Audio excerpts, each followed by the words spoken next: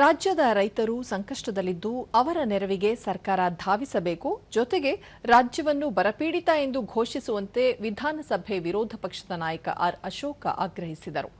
ಬೆಂಗಳೂರಿನಲ್ಲಿಂದು ಅವರು ಕಾವೇರಿ ನದಿ ನೀರು ಹಂಚಿಕೆಯಲ್ಲಿ ರಾಜ್ಯ ಸರ್ಕಾರ ಸಮರ್ಥ ವಾದ ಮಂಡಿಸಿಲ್ಲ, ಹೀಗಾಗಿ ಹಿನ್ನಡೆಯಾಗಿದ್ದು ಮೈಸೂರಿನ ಸುತ್ತಮುತ್ತಲಿನ ಜಿಲ್ಲೆಗಳಲ್ಲಿ ರೈತರು ಬೆಳೆ ಬೆಳೆಯಲು ಸಾಧ್ಯವಾಗುತ್ತಿಲ್ಲ.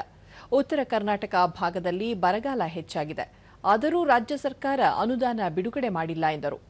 ಪರಿಹಾರ ಹಣ ಬಿಡುಗಡೆ ಮಾಡುವಂತೆ ಆಗ್ರಹಿಸಿ ಸದನದಲ್ಲಿ ಜೆಡಿಎಸ್ ಜೊತೆ ಹೋರಾಟ ನಡೆಸಲಾಗುವುದು.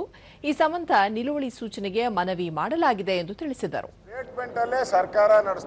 ಕೆಪಿಎಸ್ಸಿ ಹಗರಣದ ಬಗ್ಗೆ ಈ ಹಿಂದೆ ಸದನದಲ್ಲಿ 2 ದಿನ ಚರ್ಚೆ ಮಾಡಲಾಗಿತ್ತು.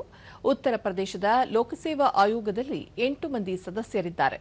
ಆದರೆ ರಾಜ್ಯದಲ್ಲಿ 18 ಮಂದಿ ಇದ್ದಾರೆ. ಪಶುವೈದ್ಯ, ಪೊಲೀಸ್ ಇಲಾಖೆ ಮೊದಲಾದ ಪರೀಕ್ಷೆಗಳಲ್ಲಿ ಅಕ್ರಮ ನಡೆದಿದೆ.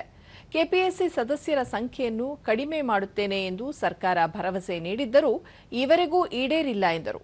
ಸಚಿವ ಬಿ ನಾಗೇಂದ್ರ ಅವರನ್ನು ಸಂಪುಟದಿಂದ ಕೈಬಿಡಬೇಕು, ಬರಗಾಲದಿಂದ ತತ್ತರಿಸಿರುವ ರೈತರಿಗೆ ಸೂಕ್ತ ಪರಿಹಾರ ನೀಡಬೇಕು ಎಂದು ಒತ್ತಾಯಿಸಿದರು. ನಿಜ, ಇಷ್ಟು ಪ್ರೂವ್ ಆಗಿದೆ. ಅವರ ಮೇಲೆ 4 ಕೇಸ್ ಇದೆ, 3 ಸಿಬಿಐ, 1 ಇಡಿ ಕೇಸ್ ಇದೆ. ಇಷ್ಟಿದ್ರೂ ತಗೊಳ್ಳೋ ಅವಶ್ಯಕತೆ ಏನಿತ್ತು? ಆದ್ದರಿಂದ ಆ ಒಂದು ವಿಚಾರವನ್ನು ಪ್ರಮುಖವಾಗಿ ತಗೊಂಡು ಅದಾದಮೇಲೆ ಬರಗಾಲದ ಬಗ್ಗೆ ನಾವು ಚರ್ಚೆಗೆ ಹೋಗಬೇಕು ಅನ್ನೋ ತೀರ್ಮಾನವನ್ನು ಕೂಡ ಇವತ್ತು ನಾವು ಜೆಡಿಎಸ್ ಜೊತೆ ಮಾತುಕತೆ ಆಡಿದ್ದೀರಿ. ಬಿಜೆಪಿ ರಾಜ್ಯಾಧ್ಯಕ್ಷ ಬಿವೈ ವಿಜಯೇಂದ್ರ, ರಾಜ್ಯದ ಜ್ವಲಂತ ಸಮಸ್ಯೆಗಳ ಬಗ್ಗೆ ಸರ್ಕಾರ ಗಮನ ಹರಿಸುತ್ತಿಲ್ಲ. ಬರಗಾಲದಿಂದ ತತ್ತರಿಸಿರುವ ರೈತರಿಗೆ ಅಗತ್ಯ ಪರಿಹಾರ ನೀಡಬೇಕು.